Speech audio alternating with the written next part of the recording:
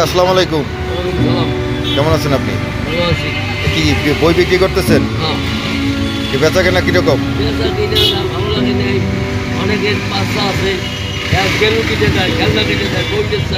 না আপনার সাথে যখন আমি প্রথম দেখা হলো তখন কি একটা কষ্টের কথা বলতেছিলেন যেন বেচা কেনার হয় না নাকি বই কেনে না, কি মানুষ কি আগের মতন বই পড়ে না নাকি এটা বুঝাইতে চাইছেন? এখন আর আগের মতন বেচা কেনা নাই, এই তো। ও আচ্ছা।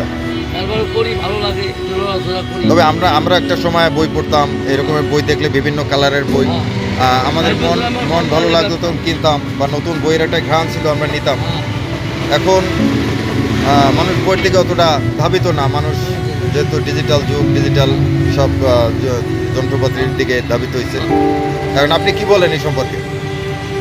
এই যদি বলি যে খেলনার মতন কেনে বই পুস্তক সেরকম কিনতেছে, হয়তো আমার ধরেন 400-500 টাকা আয় দরকার হয় না।